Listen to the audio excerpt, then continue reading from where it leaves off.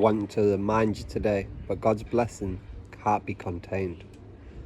See, if we look in the scriptures, when Elijah went to visit the widow, he instructed her, take some jars and fill it with the olive oil that you've got and sell it.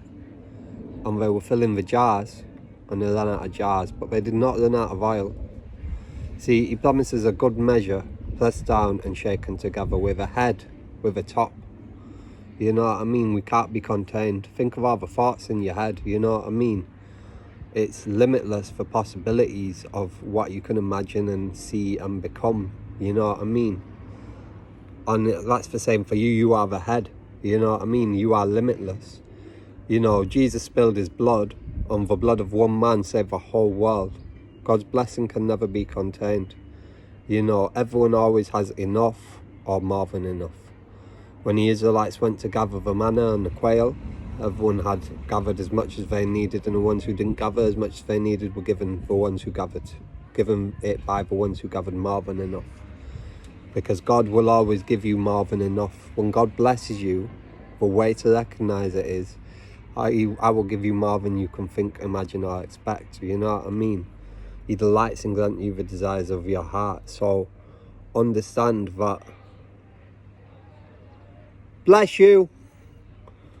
Understand that God's blessing can never be contained. Your cup overflows. You know what I mean? So there's an element of waste in the kingdom. Like in this day and age, we're all about saving and making things a stretch and making the most of things. And that's good, you know, especially if you take that beyond your material possessions and you make the most of every moment, you make the most of every day, you make the most of your life, you know what I mean? But God's blessing can't be contained, you know what I mean?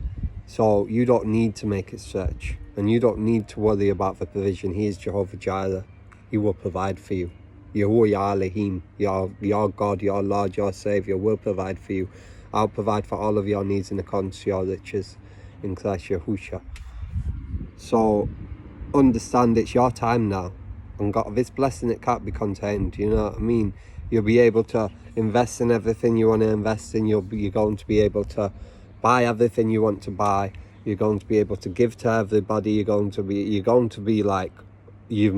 go from I'm struggling with money to I'm struggling with money because I have too much of it and I don't know how to spend it. That is your portion. I'm giving it away. I'm investing it. I'm making more money from it. It just keeps coming back and coming back and coming back and coming back. And this isn't a word to say blow your money. You know, in the waiting period, show that you're good.